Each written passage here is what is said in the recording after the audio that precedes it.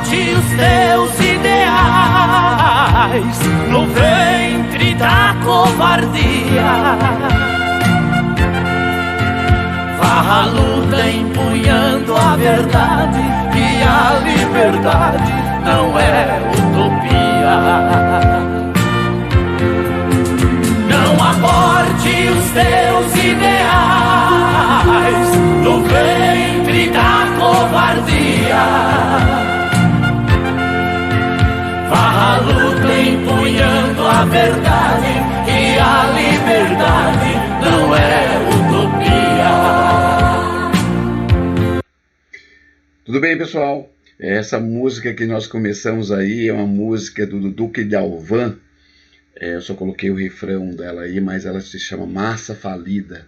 E ela fala da sociedade brasileira, dos ataques aos direitos, dos ataques e da violência que os estados e o Estado, né, a máquina do Estado, a máquina repressora do Estado, o uso inadequado para a sociedade do Estado fazem contra a gente, né? Essa violência, ela se traduz, por exemplo, hoje.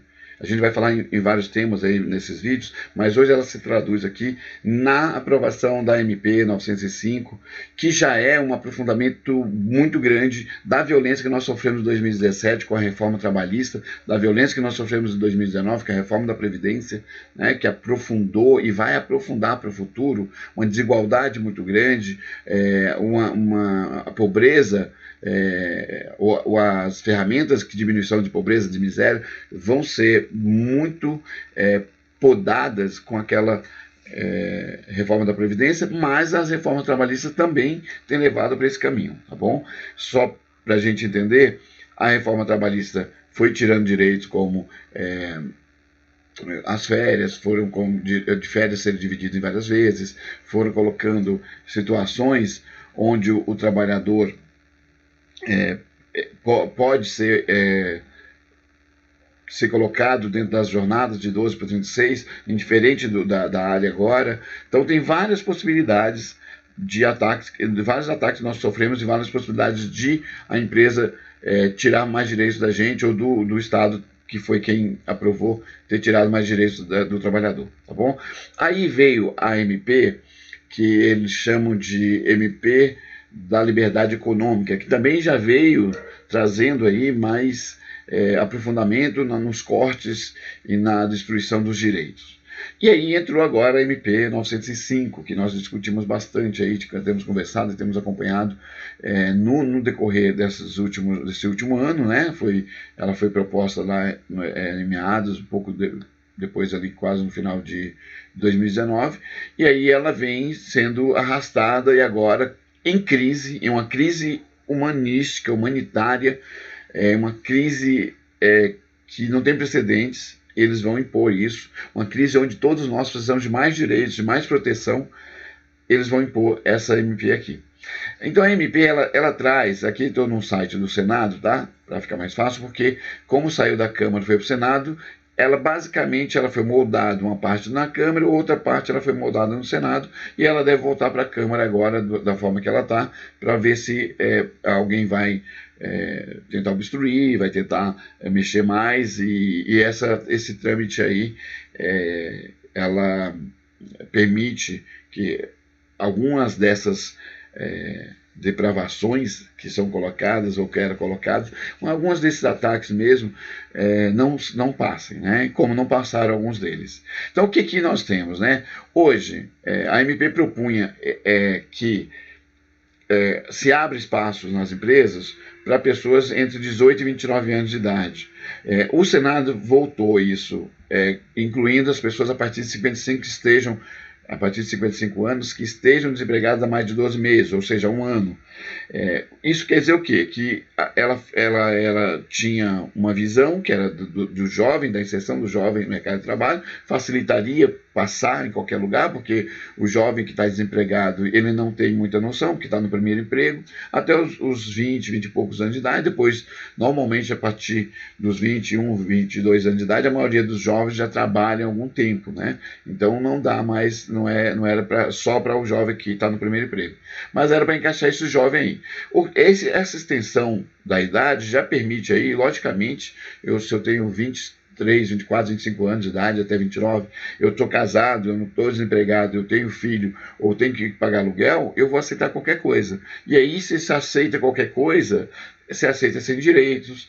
Essa MP só é válida para contratos até um salário mínimo e meio, ou seja, R$ 1.567, R$ 1.570 no máximo. E aí, o que isso quer dizer? Que muitas vezes a pessoa que já trabalhou, que já tem experiência, ela já trabalhou como auxiliar administrativo, já trabalhou como analista, mas ela está desempregada há 6 meses, 1 ano, está entrando em parafuso, ela vai aceitar muitas vezes o emprego que está vindo, o trabalho que está vindo, né?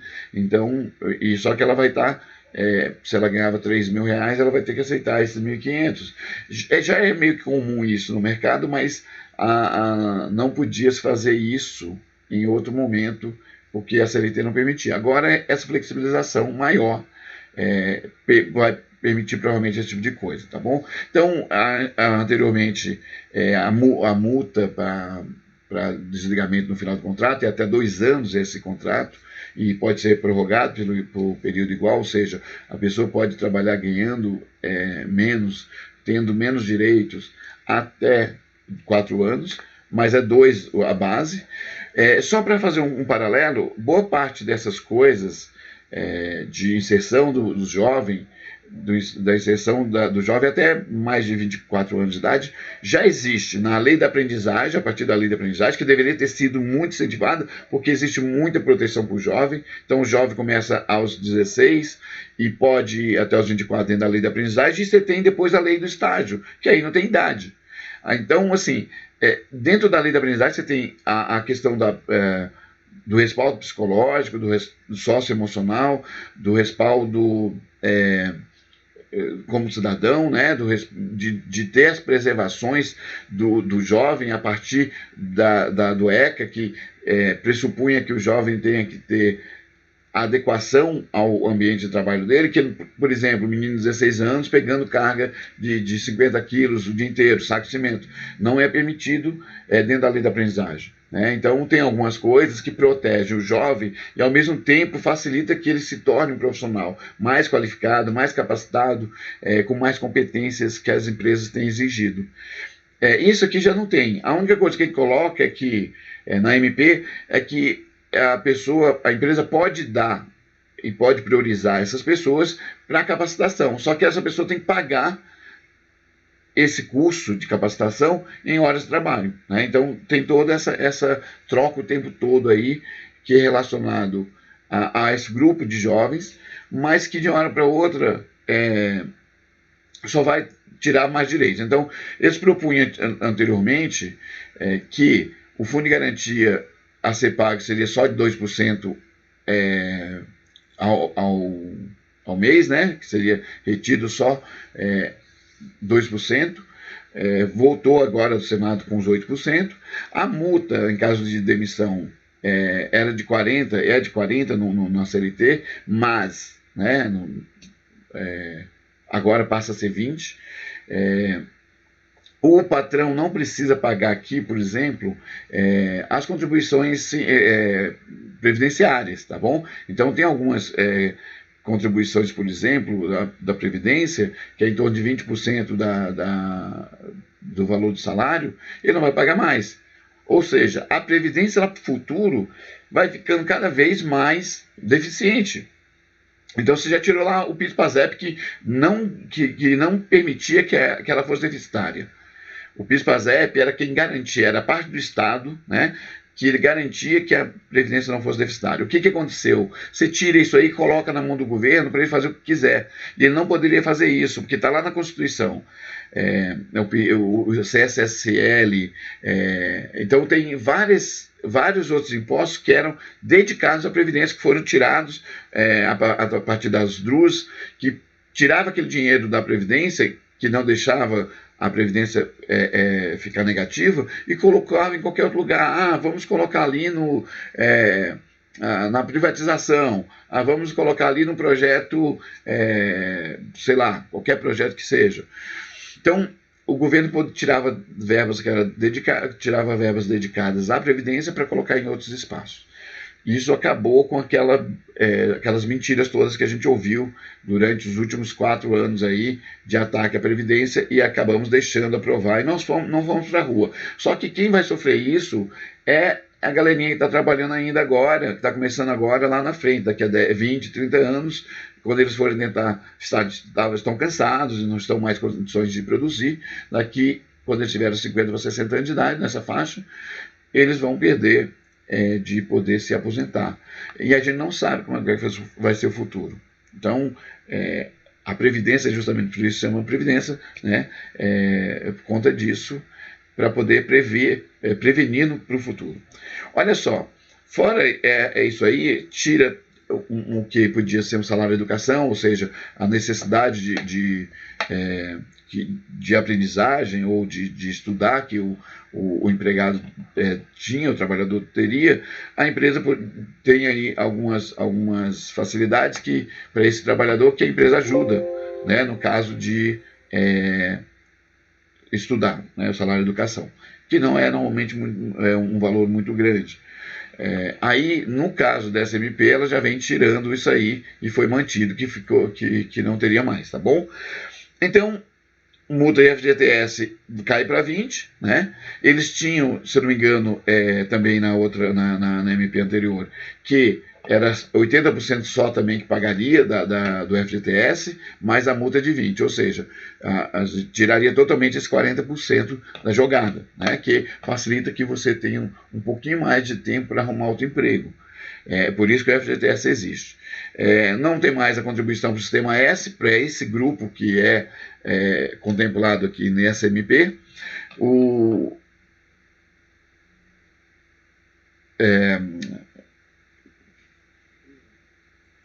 Aí eu falei para o pessoal que de 55 anos que já pode participar. E aí tem ali uma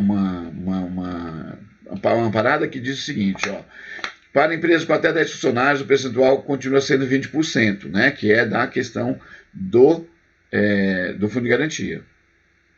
Ou seja, até 2 empregados pelo contrato verde e amarelo, você poderá ter duração máxima de 2 anos. O trabalhador que já tenha vínculo empregatício com a empresa não poderá ser contratado pelo verde e amarelo. Tá? Agora, vamos pensar assim, se por acaso, e aí ele colocou um prazo lá de 180 dias, que foram alguns dessas emendas que foram colocadas. Se por acaso a empresa sabe que pode contratar 50% dos trabalhadores deles, tá lá, paga R$ 2.500 para a maioria dessas pessoas. Então, na média, ali, R$ 2.200. Se eles percebem que pode mandar embora e contratar imediatamente a partir do verde e amarelo, vai ser uma carnificina em cima do trabalhador. E o trabalhador não tem mais sindicatos fortes. Lembra que nós falamos sobre isso nos últimos vídeos? Fomos deliberadamente permitindo que os sindicatos fossem tirados, né, excluídos da vida do trabalhador. E aí o que acontece? Esse tipo de coisa, o sindicato não vai ter mais força para ele bater de frente. Então, foi colocado uma trava ali de 180 dias. Ou seja, se a empresa quiser manter aquele funcionário e mandando ele embora e logo em seguida contratando verde e amarelo, não pode, tem que esperar 180 dias. Que é normalmente aí o prazo para não dar vínculo empregatício de todas as outras empresas. Tá? Periculosidade, né? A periculosidade que normalmente para aquelas pessoas que trabalham em locais onde o risco de explosão, o risco de incêndio são grandes.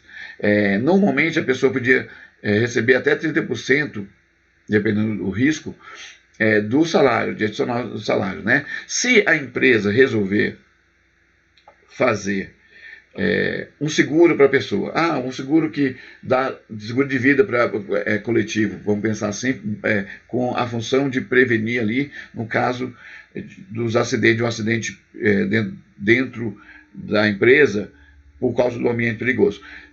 Se ele fez um seguro, esse valor do adicional aí de periculosidade cai para 5%.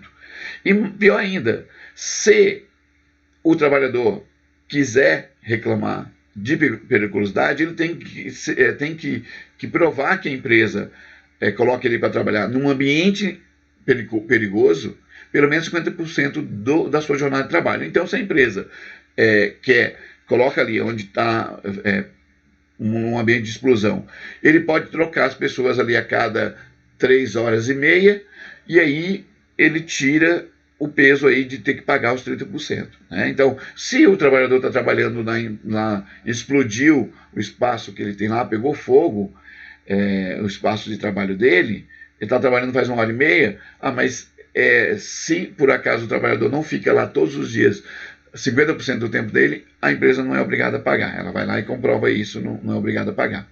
Tudo bem? Então, essas são algumas das coisas que estão lá na MP, que a gente tinha dentro da CLT, que protegia muito o trabalhador. Não tinha esse tipo de coisa, né? A CLT garantia que se a pessoa trabalhasse num ambiente perigoso, ele receberia. Tinha pessoas que muitas vezes nem trabalhavam, mas a empresa, por perceber que a pessoa podia andar naquele ambiente em algum momento, já pagava também pela periculosidade. Isso bem antigamente. Hoje eu acho que ninguém mais faz isso, mas de qualquer forma tinha empresas que faziam isso. Agora, olha só, os domingos, né, que a CLT garante, foi tentado também aqui. Foi tentado de ser destruído o descanso remunerado aos domingos, né, na MP da Liberdade Econômica, que dizia que a empresa podia deixar de dar descanso aos domingos para o trabalhador até 8 domingos, né, até 8 semanas. 7 semanas, a 8ª ele tinha que dar. Agora não mais. Né? Só que aí também foi derrubada, aí não passou na Liberdade Econômica, tentaram jogar nessa, também não passou. Mas, de qualquer forma, tem alguns setores ainda que vão continuar trabalhando, né? Que já vinha trabalhando os finais de semana. Né?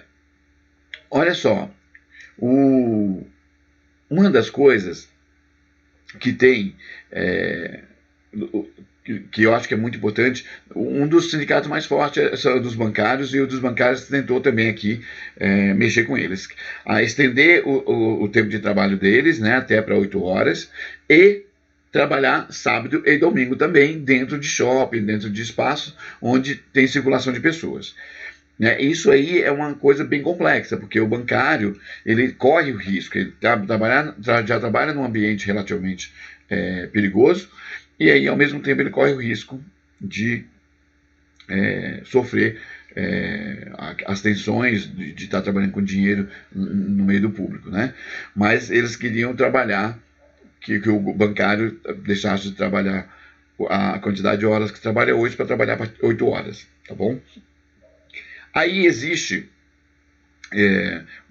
uma tentativa de revogar a necessidade de registro profissional. Então, tem algumas profissões que exigem que você tenha que ter, por exemplo, jornalista tem que ter o DRT dele, corretor de seguro tem que ter o registro da classe, né, os radialistas, publicitários, sociólogos e assim por diante. No geral, muitas profissões exigem registros, tá? O administrador e assim por diante.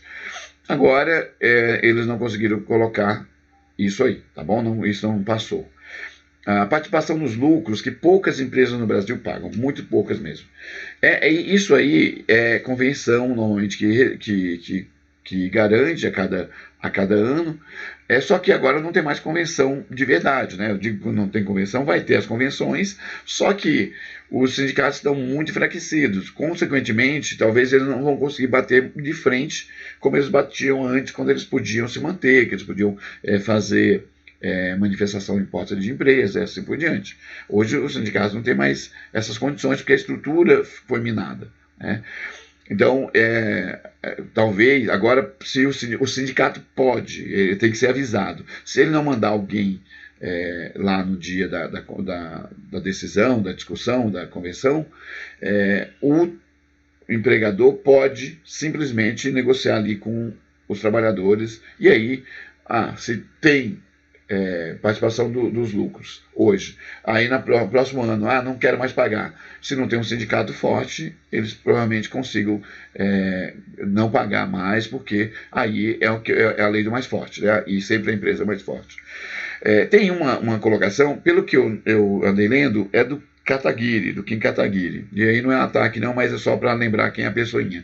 Que coloca os garçons, as gorjetas de garçons, de atendentes, dentro, na mão do patrão. E aí eu não estou falando que o patrão é grande, que o patrão talvez não tenha dinheiro, não é essa a questão. Mas tira do trabalhador direto, que normalmente ele recebe, e ela tem que ser entregue praticamente para o patrão, porque esse patrão pode reter até 20% das gorjetas. Então, se o cara recebeu R$100, ele tem que deixar R$20 ali na mão do patrão dele para pagar custas previdenciárias, que deveria estar no custo do produto, né?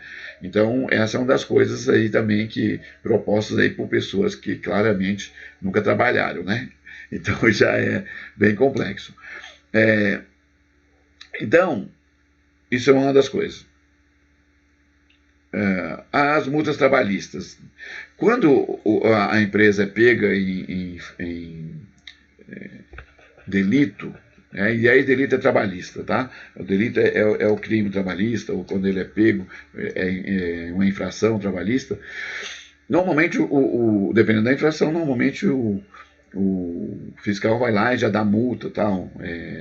Agora não pode mais, não importa o tamanho, não importa o que aconteça, dentro dessa MP se flexibilizou isso também. Então, se o fiscal chegar lá querer dar multa porque pegou trabalho escravo, ele não pode fazê-lo, tudo bem?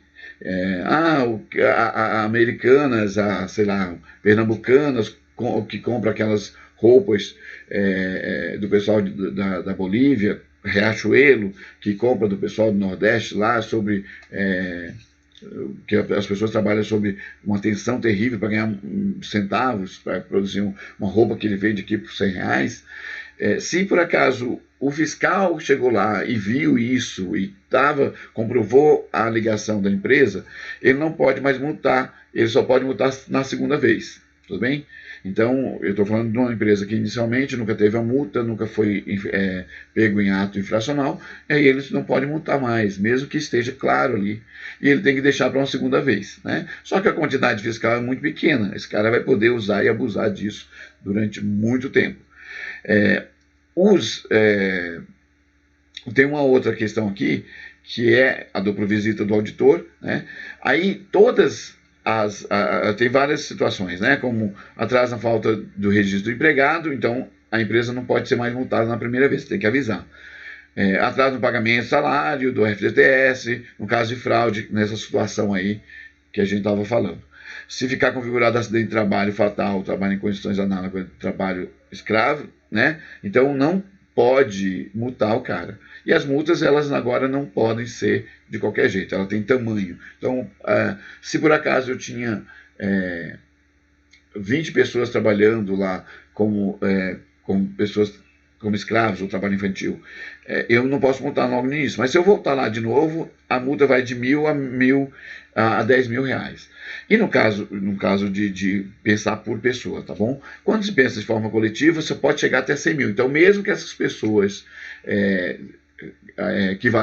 essas 20 pessoas equivalessem a uma multa de 200 mil, o empregador vai poder, mesmo comprovado, mesmo na segunda vez, vai pagar multa de no máximo até 100 mil. Isso, logicamente, vai ter processo, e esse cara que deveria pagar 200 mil por essa multa pode pagar 20, 30 mil. Se for um empregador menor, essa multa ainda é dividida pela metade, se for um pequeno empregador, tá bom?